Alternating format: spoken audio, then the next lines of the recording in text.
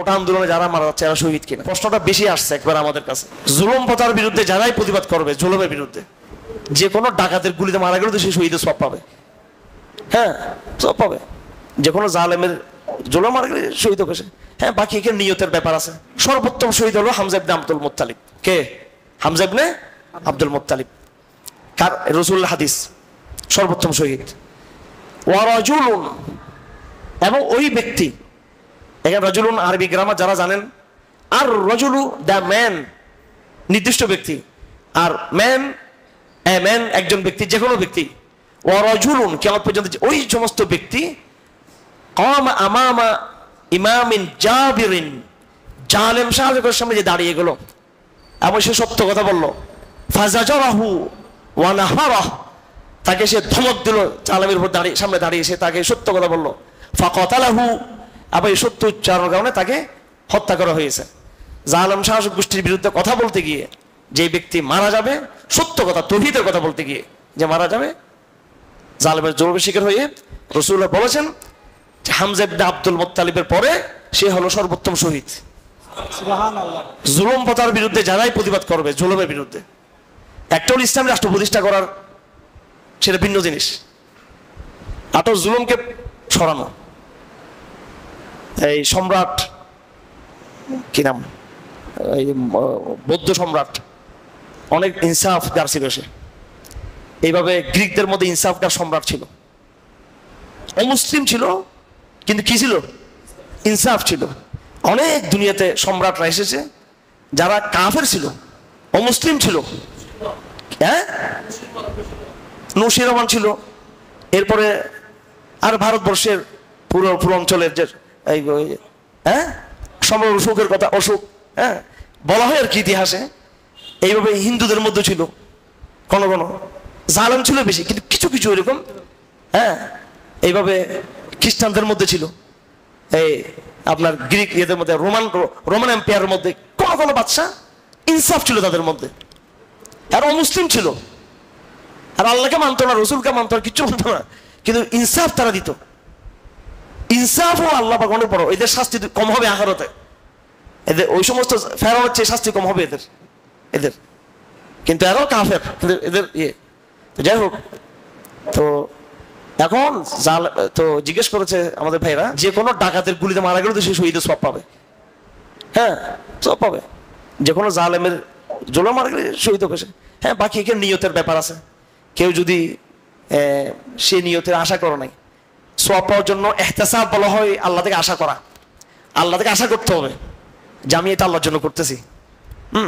আপাতত বাহ্যিকভাবে আমরা শহীদ বলবো, কিন্তু ওদের উচিত হলো যারা ইহতিসাবের সাথে এটাকে একদম ন্যায়ের লড়াই মনে করে যারা এটা করেছে এবং আল্লাহকে সন্তুষ্ট করার জন্য, তার নিঃসন্দেহ শহীদ হবে। বাহ্যিকভাবে আমরা সবাইকে শহীদ বলবো, যারা মারা যাচ্ছে সবাই শহীদ হবে ইনশাআল্লাহ। জি ইনশাআল্লাহ। মর্যাদা আছে কি আছে এখানে? সবার নিয়ত তার একরকম না, সবার নিয়ত কি একরকম? মুসআব ইবনে উমাইরও শহীদ হয়েছেন উহুদের যুদ্ধে, হন নাই? হামজা ইবনে আব্দুল মুত্তালিবও কি শহীদ হয়েছেন? হ্যাঁ, ওরা তো একেবারে উচ্চ পর্যায়ের শহীদ, নাকি না? বদরের ময়দানে উচ্চ পর্যায়ের শহীদ। ইসলামের জিহাদে অনেক লোক শহীদ হয়েছেন। এমনও লোক শহীদ হয়েছেন রাসূলুল্লাহর সামনে। কার সামনে? রাসূলের সামনে। সবাই তাকে বীর হিসেবে তাকে কি করছে? প্রশংসা করতেছে। রাসূলুল্লাহ বলছে যে জাহান্নামে। সে কোথায়? জাহান্নামে।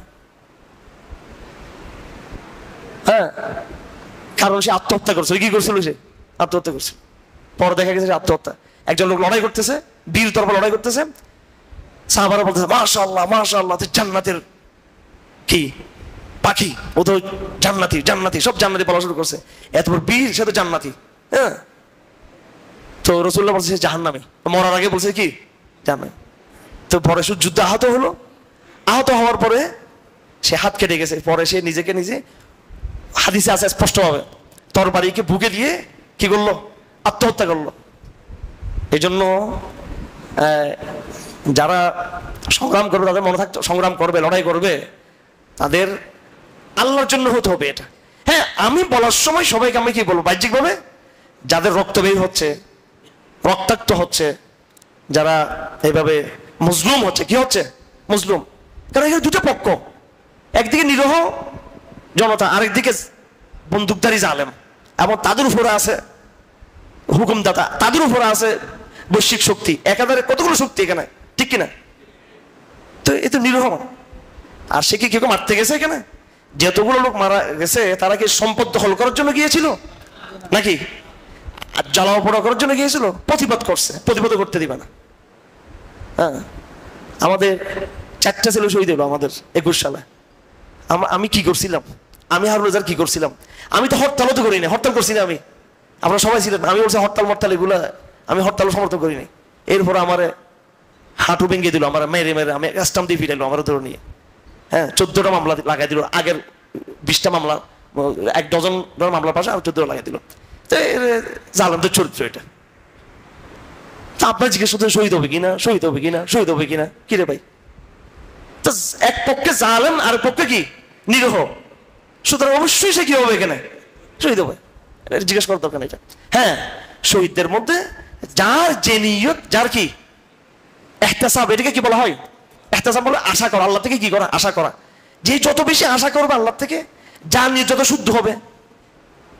হ্যাঁ, কেউ যদি অধিকার জন্য লড়াই করে, মান কুতিলা দুনা মালি ফাহুয়া শাহীদুন, হ্যাঁ, ওয়া মান কুতিলা দুনা নাফসি ফাহুয়া শাহীদুন। যে ব্যক্তি নিজের জানের জন্য, মালের জন্য, নিজের হকের জন্য, ইজ্জতের জন্য, একজন মানুষ আমার ইজ্জত নিয়ে টানাটানি করতেছে, সে আমাকে বেইজ্জত করতেছে, আমি প্রতিরোধ করতেছি, ডাকাত ঘরে ঢুকছে, প্রতিরোধ করতেছি, প্রতিরোধ করতেছি, আমার অর্থ নিয়ে লুটপাট করে নিয়ে যাচ্ছে, প্রতিরোধ করতেছি আমি, সে আমাকে মেরে ফেললো। এটা সব বস্তুবাদী কারণ। কি কারণ এগুলো? দুনিয়াবী কারণ। এই দুনিয়াবী কারণে তো শহীদ হবে। যেখানে দুনিয়াবী কারণে শহীদ হবে নিজের একান্ত অধিকারের কারণে, আর সেখানে কেউ যদি জুলুমকে প্রতিবাদ করার নিয়ত করে, হ্যাঁ, জালেমদের প্রতিরোধের খেয়াল করে, তো তার মর্যাদা আরো বেশি হবে। আর যে ইসলাম প্রতিষ্ঠা করে তার মর্যাদা আরো বেশি হবে, শহীদ হিসেবে। শহীদের মধ্যে কি আছে, ক্যাটাগরি আছে। যাই হোক, ভাই যেটা জিজ্ঞেস করছিলেন সেটা হলো এই যারা যে কোনো কিছু সত্যকে না বলা, গোপন রাখা, এটা শিরিক কিনা? এটা শিরিক না, তবে শিরিককে এটা সহায়তা করা হবে এটা।